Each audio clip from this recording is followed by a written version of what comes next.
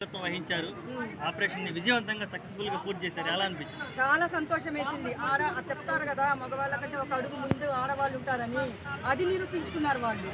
మూడోదాన్ని నేను నన్ను కూడా పంపించుంటే ఏదో నేను కూడా దేశం కోసం ప్రాణాలు ఇచ్చేదాన్ని. నాకు అప్పుడు అస్సలు నిజంగా ఇలాంటి వాళ్ళని నా ప్రాణం పోయినా పర్వాలేదు, మన వాళ్ళని అడిగి మరీ చంపారని చెప్పేసి నాకు ఈ రోజు వరకు కూడా, ఈ రోజు కాదు ఇంకా లైఫ్ లాంగ్ నా మైండ్లో అది ఒక్కటి ఉండిపోతుంది. నాకైతే చాలా హ్యాపీ అనిపించింది. లేడీస్ దీంట్లో ఉన్నారు కాబట్టి చాలా హ్యాపీ అనిపించింది.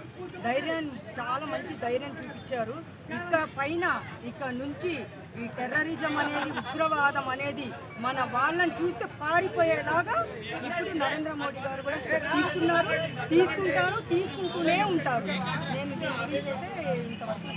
డ్రెస్ ఏంది మేడం? ఇలా సపరేట్ గా వేసుకొచ్చారు. ఇండియన్ ఆర్మీకి సపోర్ట్ చేస్తున్నారు. మొన్న కూడా వేసుకొని వచ్చాను.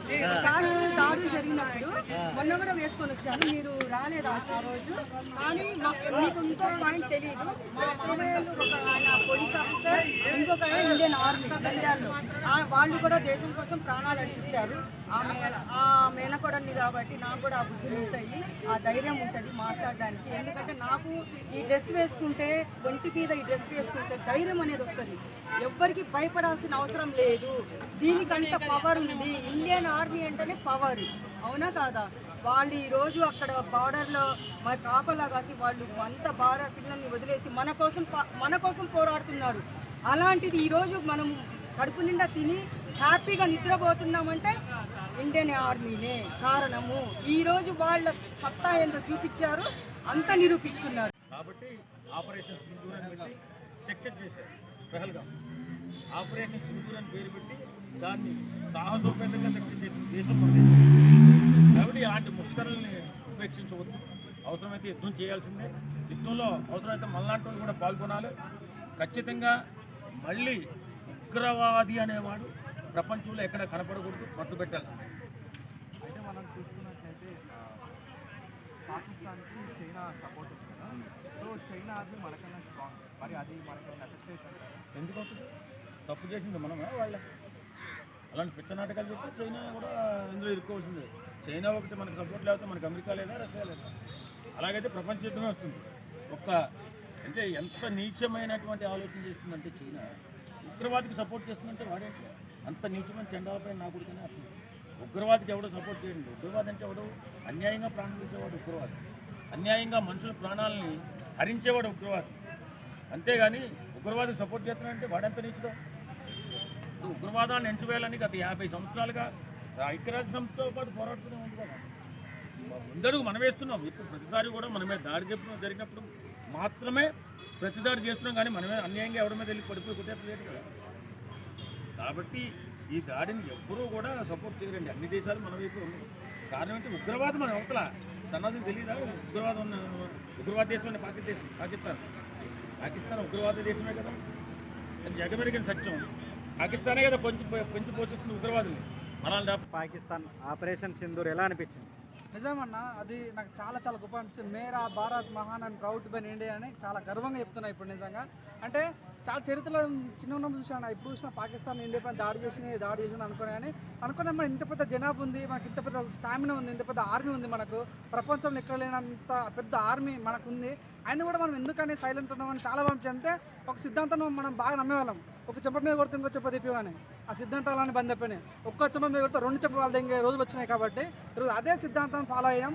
నిజంగా ఈ దేశం జరిగిన ఆపరేషన్ సింధూరి మా లేడీస్ పైన, అంటే కట్టుకున్న భర్తని కన్నమ్మగడ భార్య ముంగడ చంపేసి నువ్వు ఒక మతాన్ని అని అడిగి చంపించడు, అక్కడ ఒక లేడీస్ పైన ఒక ఫీలింగ్ వచ్చినాడు. అదే ఫీలింగ్ సింధూరి అని పేరు పెట్టారు. ఆ ప్రాసెస్ కూడా, ఆపరేషన్ ప్రాసెస్ కూడా చాలా సక్సెస్ జరిగింది.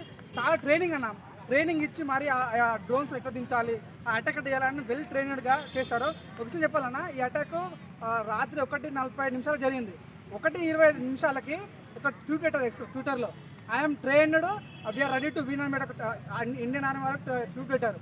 అదొక హింట్ అనమాట, మన ఇండియాకి అర్థం చేసుకోవచ్చు. అంటే మనం అందరం పడుకున్నాం కాబట్టి మనకు తెలియలే, కానీ ఆ టైంలో లేదంటే మేము ట్రైన్ అయినాము, ఈసారి మేము అటాక్ చేయబోతున్నాము, కొట్టబోతున్నాము, గెలబోతున్నాము అని మన ఇండియన్ ఆర్మీ పోస్ట్ పెట్టారు. అదే పోస్ట్ పెట్టి 20 నిమిషాల తర్వాత అటాక్ జరిగింది. ఆ అటాక్ కూడా సక్సెస్ అయింది. నిజంగా అంటే మీరు చూడండి, ఈ అటాక్ మన పాకిస్తాన్ వర్సెస్ ఇండియా కాదు, ఉగ్రవాదుల మీద అటాక్ ఇది. సో ఎవరైతే టెర్రరిస్టులను ఎంకరేజ్ చేస్తే వాళ్ళ మీద అటాక్ కాబట్టి నిజంగా చాలా చాలా గొప్ప అనిపించింది. ఇంకోటి ఏదన్నా ఇదంతా అయిపోయిన తర్వాత కూడా ఈ ఆపరేషన్ సింధూర్తో ఉగ్రవాదులు భయపడ్డారంట.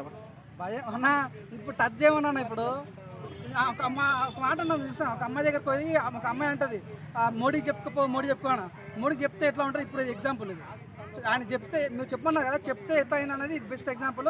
నిజంగా చాలా గొప్ప అనిపిస్తుంది. ఇంతకుముందు పవన్ కళ్యాణ్ ఒక మాట అన్నాడు, ఎవరైనా సోషల్ మీడియాలో ఇండియన్ ఆర్మీ నుంచి తప్పుడు రాస్తే మాత్రం ఊరుకునే ప్రసక్తి లేదు ఆయన చెప్పాలి. కానీ చాలా మంది కూడా అన్న ప్రతి ఒక్కరు ఉగ్రవాదం చేయాలన్నా టెర్రరిస్ట్ సృష్టించాలన్నా కూడా నిజంగా భయపడతారన్న నమ్మకం కలిగింది. చాలా చాలా గొప్ప. నేను యాజ్ ఇండియన్గా నేను చాలా ఫీల్ అవుతున్నా. మేరా Bharat Mohan proud to be India అని చెప్పుకొచ్చాను.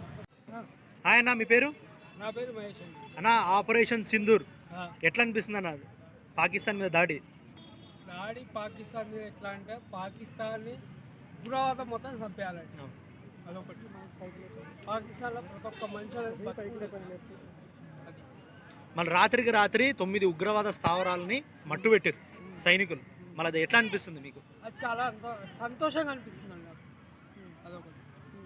మరి అసలు ఎందుకు ఇట్లా భారతదేశం వైపు ఎందుకు ప్రతిసారి ఇట్లా వచ్చి ఏదో ఒక దాడి, పల్వామా అటాకో లేకపోతే ఈ పహల్గామ్ అటాకో ఇట్లా ఏదో ఒకటి జరుగుతుంది, ఎందుకు అట్లా అసలు? మెయిన్ ఇంపార్టెంట్ జరగడానికి కారణం